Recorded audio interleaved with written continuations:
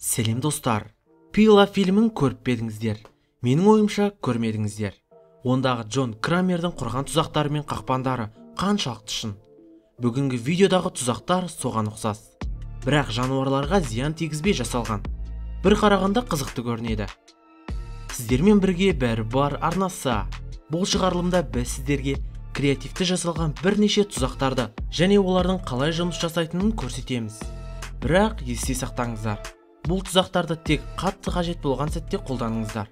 Ойын-сауық мақсатында жануарларға зиян тигізуге болмайды. Ендеше кеттік. Жыландарға арналған тұзақ. Шынымды айтсам, жыланды ұстайтындар бар деп ойламаппын. Оның үстіне қақпан құру арқылы. Және ол үшін ерекше қақпан ойлап таппаған. Шеберлер тек қана үй материалдарын қолданып, тұзақты сонымен жасайды. Мысалға, мынау қақпанды айта аламыз.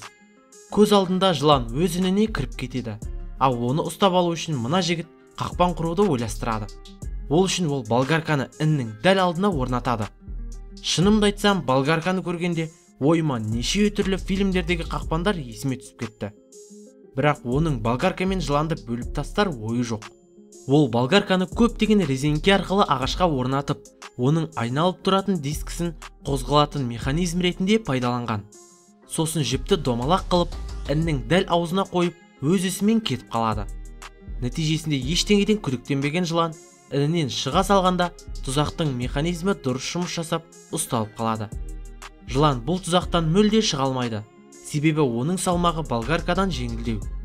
Қақпан жасалуы өте жеңіл, әрі жұмыс жасап тұр. Сіздер қалай ойлайсыздар? Ал мынау жыланға құрылған тағы бір қақпанның түрі. Бірден айтып қояйын, маған бұл қақпан алдыңғысына қарағанда әлде қайда жұмсақ, зиянын тигізбейтіндей болып көрінді. Бірақ соңында мүлде басқа болды. Басында барлығы қарапайым, әрі түсінікті болып көрінеді. Бейнедегі адам жерді қазып, 3 трубаны онда орнатады. Артынша қазған жердің үстін сеткамен жауып қояды. Нәтижесінде жертөлеге кіретіндей жол пайда болады. Жылан кірсе қайта шыға алмай қалады. Бірақ бір сұрақ туындайды. Жылан оның ішіне не үшін кіреді деген? Сөйтсе қақпанның ішінде приманка, яғни жыландарға арналған жем болады екен. Яғни құсты кіргізіп жібереді.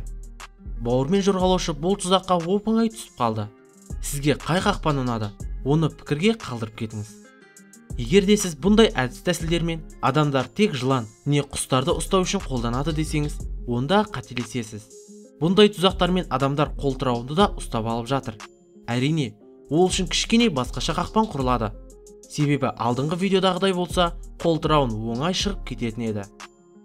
Сол үшін жерді тереңірек қазу қажет. Сосын үсті жабылып қалатындай бірдеңе орнату керек. Қолтырауын жемді ұстап алғанда, ол шұңқырға түсіп кетеді. Одан кейін шығуы қиындайды. Жыртқыш не болғанын да түсінбей қалады. Ал оны ұстау үшін үстін матамен жауып шығарасыздар. Сырт көзге оңай болып көрінетін шығар. Бірақ бұл үлкен шеберлікті қажет етеді. Тобырлық рух. Мүмкін алдағы видеоны осылай суреттеуге болады. Олай болса видеоға көшсек. Видеоның авторы үйдегі тышқандарды қалай ұстау керек екендігін көрсетеді. Ол үшін ауқымды түрде дайындық қажет емес. Тек қана үлкен шелек, қаттырақ пленка және көп көлемде жем керек. Жоспар бойынша пленканың бетіндегі кішігірім тесікке тышқандар түсуі қажет. Ал жемді шелектің ішіне салады да кішкене бөлігін бетіне қояды. Ал одан кейін тышқандар шелекке шыға алу үшін кішігірім көпір қойған жөн болады. Ал қалғанын тышқандар өздері ақ жасайды. Тышқандар қызығушылықпен шелекке бірінен кейін бірі түседі. Артынша қалған бауырларын шақырады. Әр қайсысы жемнің дәмін тату үшін шелектің ішіне түскісі келеді. Олардың еш қайсысы тұзаққа түстім деп емес. Керісінше, оңай олжаға тап болдық деп шелекке түсе береді. Бірінен кейін бірі ішке секіріп жатқасын, оны көрген басқалар солай жасау керек деп ойлайды. Солай да жасауға бола ма? Мына видеоны көргенде мен қатты таң қалдым. Осыған дейін балықты тек қармақпен ғана ұстауға болады деп ойласам, оның басқа да түрі бар екен. Қармақпен ұстағанда үлкен тәжірибе керек болса, мына әдіспен сіз балықты оп-оңай ұстайсыз. Сіз жай ғана жерді қазасыз. Одан кейін ол жаққа баратын тар жол жасайсыз. Ол жолмен балықтар ішке кіріп, қайта шыға алмауы тиіс.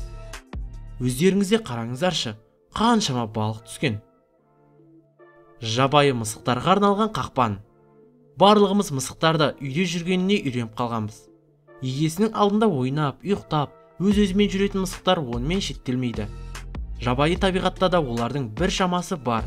Олар не орманда, не тауда өз азығын тауып өмір сүреді. Келесі тұзақ дәл сондай мысықтарға арналған. Бірден айтайын, уайымдаудың керегі жоқ. Олар тұзақты тек байқап көру үшін ғана құрған. Алдымен мысықтың тамағын жем ретінде аламыз. Ол кішігірім ағаштың үстінде тұр. Ағаш кішкене қозғалса болғаны, төбесінде тартылып тұрған ағаш мысықты байлап алады. Басында мен видеоны көргенде мысықтар бәрін алдап, оңай олжаға тап болды деп ойладым. Бірақ ол ұзаққа созылмады. Кішкенеден кейін мысықтың қолын жіп байлап алды.